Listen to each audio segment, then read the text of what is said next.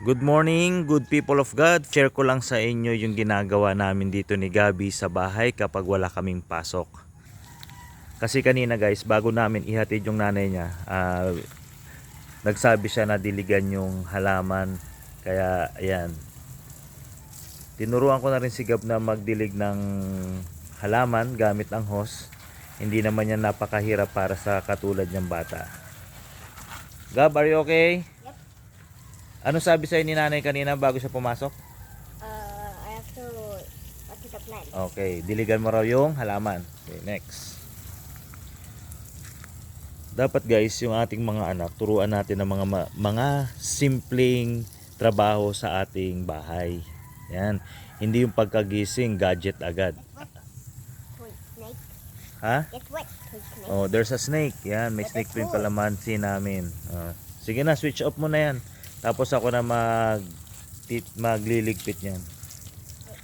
Oh, next. Anong gagawin mo? Wali. Magwawali siya. Ayan. May mga challenge kami kay Gabi guys. Bago siya mag-gadget sa araw na ito. Or sa every time na wala kaming pasok. Ayan. Sige, walis ka dyan. Ito na yung mga nawalis niya kanina.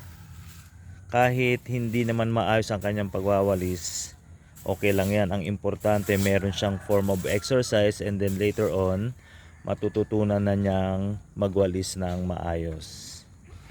Are you having fun, Gab? Yep. I have to do this for the vlog. What? Real village. What? I have to do this for the vlog. Okay. Bakit? Full of love?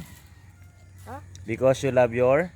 My family. Okay. Dahil mahal niya rin sa kanyang family. Ang sarap naman pakinggan, no? Full of love daw. Okay, after that, magagadget ka na ba? No. Oh, ano pang challenge mo? What is your challenge for today? I have to write my name, which is now finished yet. Okay. So kanina kasi guys, nagsusulat siya.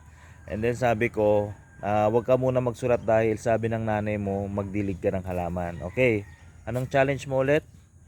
I have to write my name, and then I have to read Filipino. Okay, Filipino because hindi pa masyadong magaling magbasa sa Filipino, no? Okay, very good. Sige, continue your work. Ano pa palang mga work ang alam mo rito sa bahay?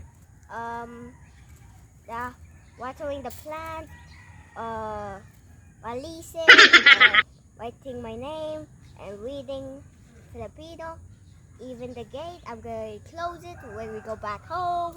Okay, so dati guys, pagka-park ko ng tricycle dito, ako pa ang pupunta ron para magsarado ng gate na yun. Yeah. So tinuruan ko si Gab, siya na yung taga-sarado ng gate. Ayan. Ano sabi mo, Gab? He always do that so many times that I feel bad for my tatay. So Okay. I have to open the gate and close the gate. Okay, so tinutulungan mo si nanay at tatay sa gawaing bahay. Yeah. Okay. Gusto mo ba turuan kita maglaba?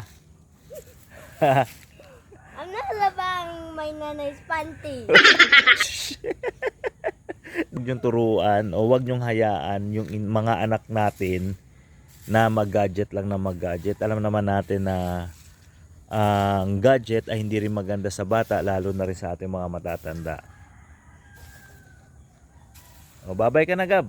So hanggang dito na lang guys. Bye-bye. Don't forget to like and subscribe or I'll be sad. Thank you for watching guys. O sige na, tuloy mo na yan. What's that? Dahon na dahon.